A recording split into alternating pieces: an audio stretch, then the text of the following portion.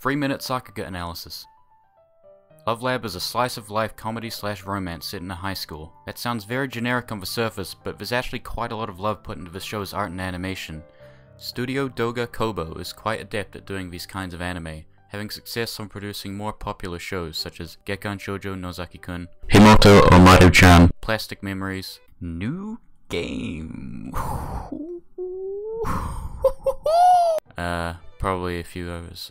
Fuck, I don't know. Jesus Christ. Please, just like and share the video.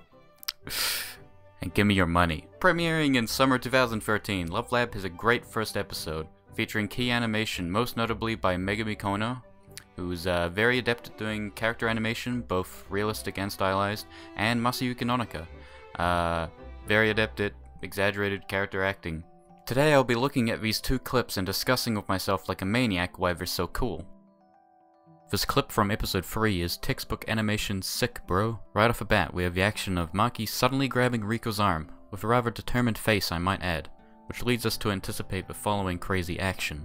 Anticipation is very important because the audience can pretty much tell just from the small action that something is about to happen, thus making an animation easier to read and more pleasing. Maki's dragging of Riko is animated on a clear, curvy line, and without breaking it, makes it easy for us to follow her shenanigans. The way the bag follows Riko definitely deserves some points. What's happening here is called drag. Fitting, right? It's when something moves, and depending on the situation, other things follow behind it at a slight delay. I'll show you properly.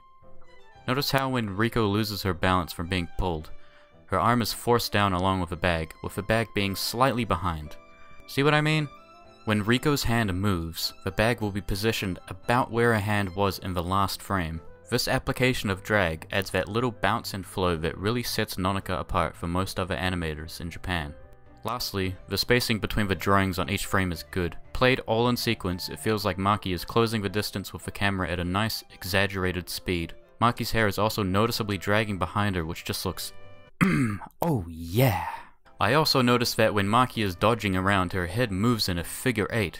How cool is that? That is a brilliant line of action. Her body and everything else is moving so smoothly along with it too. The dust clouds look great too.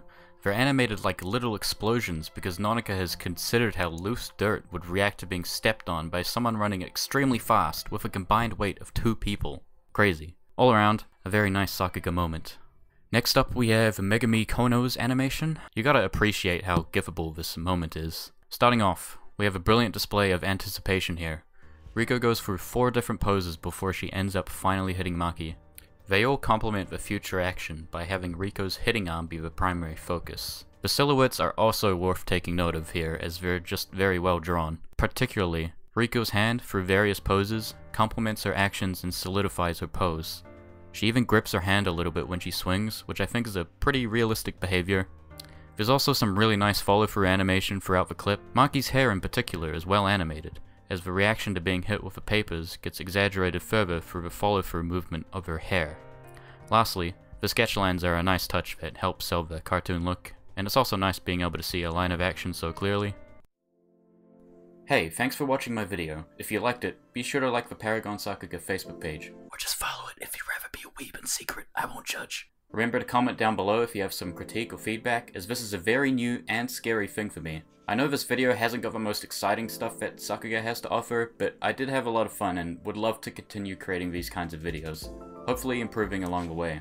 Special shout out to Sarah and Stefan for supporting my page. You guys are very few right now, but I appreciate you dearly for caring about my content. Seriously, thank you so much. You guys are making this possible for me. Lastly, I need your help. If you'd like to land your name at the end of my next video or help me create more of these in the future, hit the subscribe button and support me directly.